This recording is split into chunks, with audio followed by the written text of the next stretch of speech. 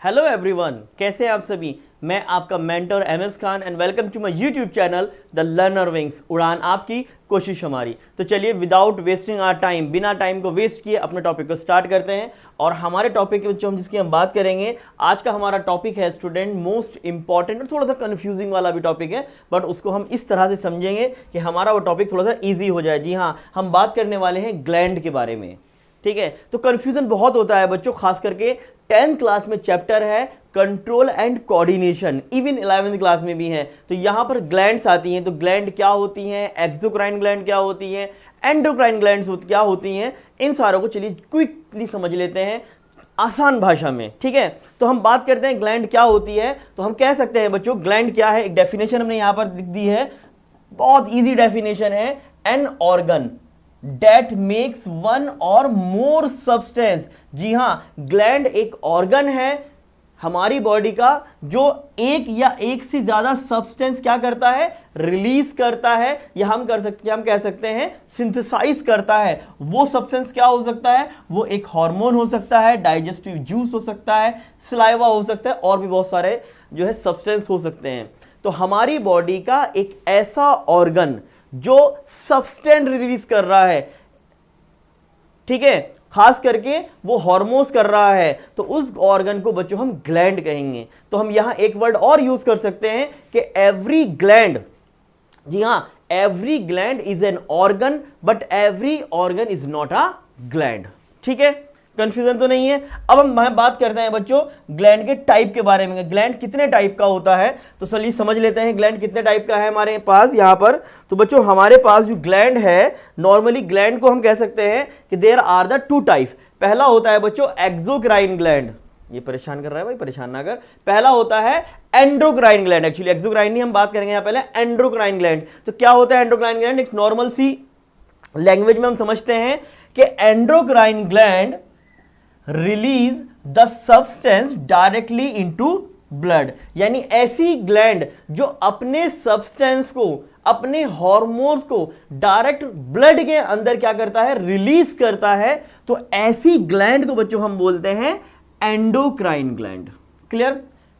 ठीक, ऐसी ग्लैंड जो अपने बनाए हुए सब्सटेंस को, हार्मोन्स को डायरेक्ट ब्लड के अंदर रिलीज करता है स्टूडेंट, उसको हम क्या कहते हैं, उसको हम कहते हैं एंडोक्राइन ग्लैंड।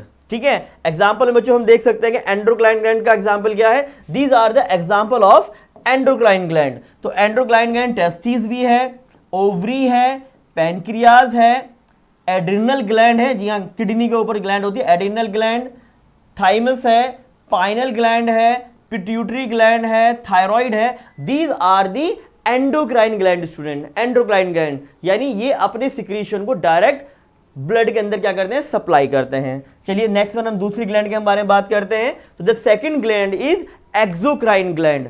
एक्सोक्राइन ग्लैंड के बारे में समझ लेते हैं क्या होता है। तो एक्सोक्राइन ग्लैंड स्टूडेंट क्या कर रही है,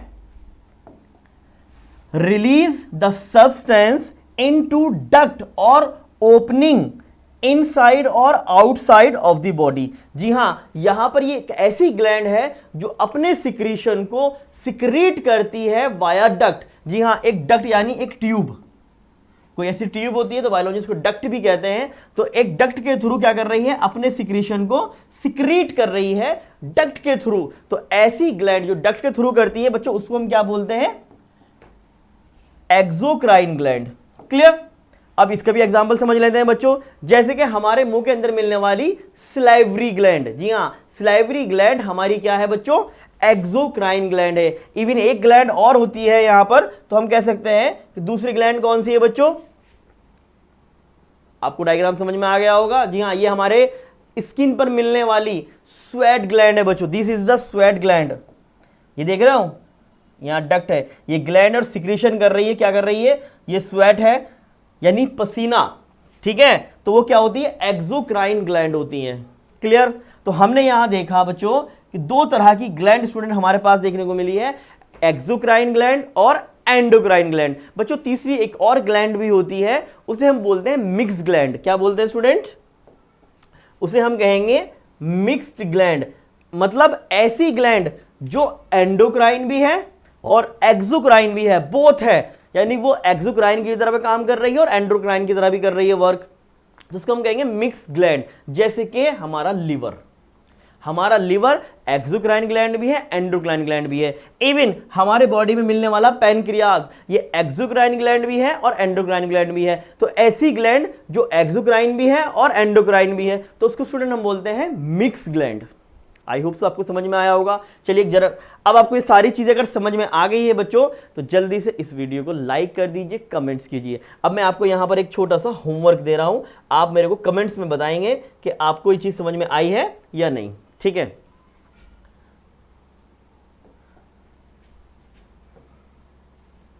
ठीक, तो यहां पर बच्चों एक ग्लैंड बना रहा हूं, दिस इज द ग्लैंड। एक ग्लैंड ये है ग्लैंड ए, एक ग्लैंड ये है ग्लैंड बी स्टूडेंट, है ना, बोथ आर दी ग्लैंड। अब हमने क्या करा, यहां पर हम थोड़ा सा कलर चेंज करते हैं, ठीक है। ए और बी, आपको बताना है ए कौन सी ग्लैंड है और बी कौन सी ग्लैंड है। अगर आपको समझ में आ गया है तो कमेंट्स में जरूर बताइए ग्लैंड नंबर, यानी ए ग्लैंड कौन सी है और बी कौन सी, मतलब एक्सोक्राइन है या एंडोक्राइन है। क्लियर? आप लोगों को ये वीडियो समझ में आई है, अच्छी लगी तो जल्दी से ज्यादा इसे शेयर कीजिए, कमेंट्स कीजिए, लाइक कीजिए और बेल आइकन को जल्दी से ऑन कर दीजिए ताकि आने वाली सारी वीडियो की नोटिफिकेशन सबसे पहले आप तक पहुंच सके और आपकी नॉलेज में इंक्रीजमेंट हो सके।